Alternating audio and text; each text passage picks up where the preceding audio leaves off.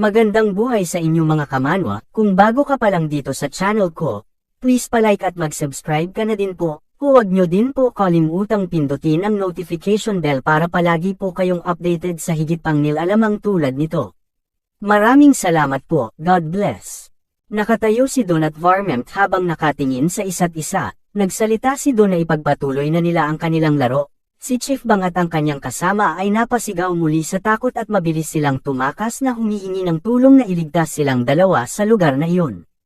Ang Varmint ay nagtataka kung sino ang tunay na zombie sa kanilang dalawa. Si Zombie at ang sundalo ay nanunood sa kanila. Hindi niya inaasahan na magiging ganoon kalakas si Don pagkatapos ng genetic mutation. Ngunit lahat ng buto nito ay nabasag at lahat ng kalamnan ay napunit. Bagamat maaari niyang gamitin ang genetic recombination, ang sakit ng pagiging dismember ay sobrang sakit. Nagsalita ang zombie na dahil hindi siya sumunod sa kanyang mga utos at hindi nanatili sa bahay, didisiplinahin niya ang maliit na Varmint. Hinarap ni Don ang maliit na Varmint at sinuntok niya ang mukha nito. Sinipa siya at pinalo ng armas niya, nabugbog niya ang maliit na Varmint. Nakadapa siya sa lupa. Hindi siya tumigil sa pang-api sa maliit na Varmint. Ikinalulugod niyang itigil ang pananakit sa kanya at idineklara niyang sumusuko na siya. Aalis siya at babalik siya kaagad sa kanyang tahanan. Pinapanood sila nila zombie at mga siyentipiko. Napatigil sa pag-atake ang pulang buhok. Hindi niya alam na kalokohan lang ito ni Varmint.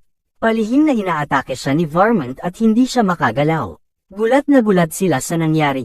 Tinanong ni Zombie kung bakit niya pinabayaan ang kanyang depensa at ipinahayag niya sa kanya na kapag napahinga niya ang kanyang pagbabantay, ang mga bagay ay babalik sa kanilang orihinal na estado. Nasasaktan siya at sinagot niya na hindi niya alam iyon.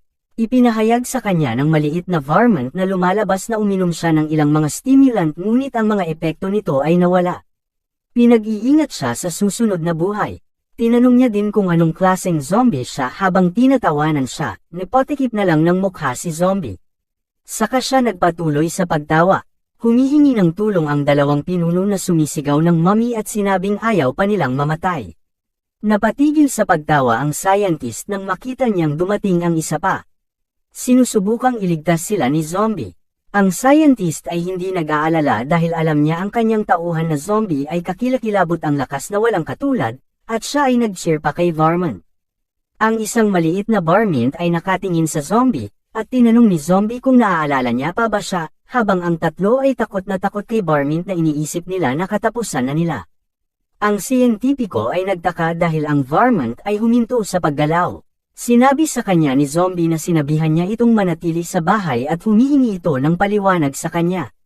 Naalala ni Varmint ang huling paghaharap nila ni Zombie. Noong nakaraan, tinawag niya itong mahina, napatanong si Don kung anong nangyayari kay Varmint. Sinabi sa kanya ni Bang na hindi niya alam pero parang umihi siya sa pantalon. Sa takot ay napaihi si Varmint. Tinanong ng scientist kung ano ang kanyang ginagawa at ipinahayag niya sa kanya na atakihin siya. Nakatayo si Zombie at hindi nagsasalita si Varmint. Sumagi sa isip niya ang nangyari noong nakaraan. Tinanong niya kung ano ang ginagawa niya at kung bakit siya natatakot kay Zombie. Hindi alam ng batang scientist na may naaalala si Varmint nang dahil mayroon siyang walang kamatayang katawan. Siya ay pinagputol-putol ni Zombie na ginawang sashimi at iniwan upang matuyo sa isang puno sa loob ng mahigit 100 taon.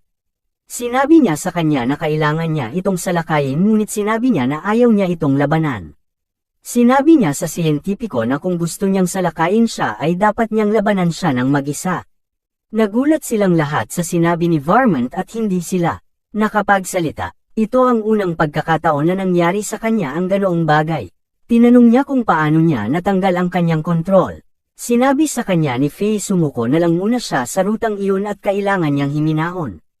May ilang mga tunog na maaaring nagmula sa isang helicopter. Ipinahayag niya na narito ang Pangulo.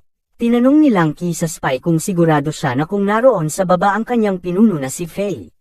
Sinabi niya na oo at mayroong 6 na palapag at ang kabuoang lugar ay higit sa 11,000 square meters.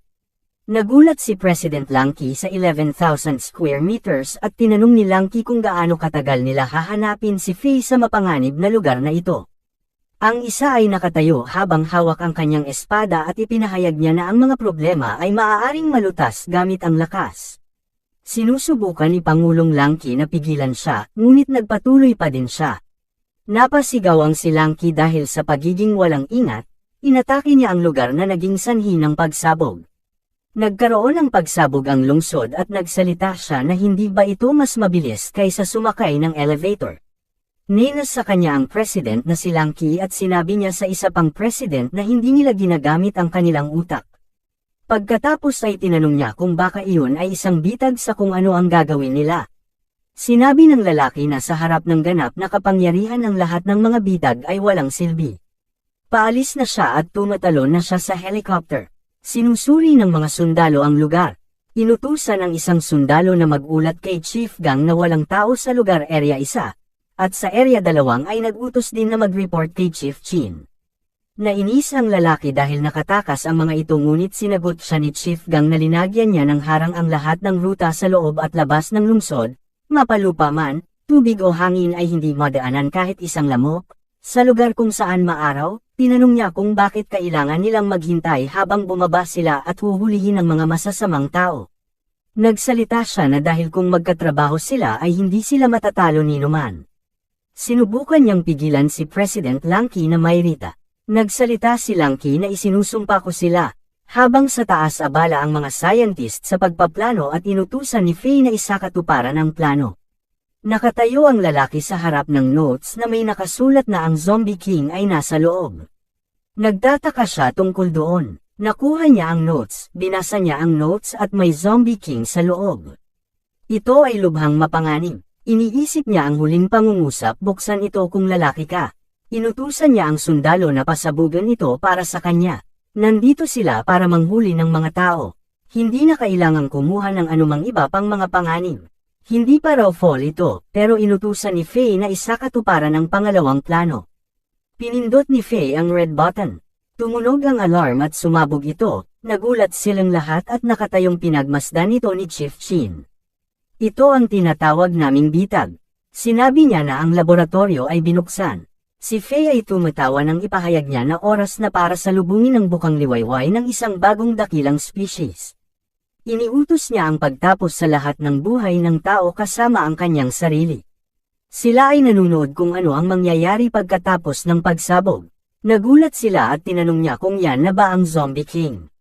Nakita nila ang sanggol na zombie. Sinabihan niya ang kanyang kasama na mag-ingat. Hindi naman magiging problema kung sa simula pa lang ay mag-iingat sila sa kalaban. Naisip niya na di problema kapag mukha siya mahina at harmless na parang bata, at sinabi sa kanya ni Chief Gang na huwag maliitin ang baby zombie. Umatake siya sa zombie na tinatawag niyang Steel Blade Cleave, at biglang napunta sa kanyang ulo ang baby zombie. Si Chief Gang ay sumigaw na ang lahat ng miyembro ay dapat agad na umatras. Ang mga sundalo ay mabilis na tumakbo habang ang isang lalaki ay umaatake sa sanggol na zombie. Nahati ang baby zombie sa gitna at naging dalawa baby zombie ito. Hindi nila alam kung ano ang gagawin para matalo nila ito, at ang dalawang baby zombie ay bumalik sa pagiging isa. Kung nagustuhan niyo po ang video na ito, please palike at subscribe at i-click niyo na din po ang notifications bell para palagi po kayong updated sa mga bago nating videos. Maraming salamat po.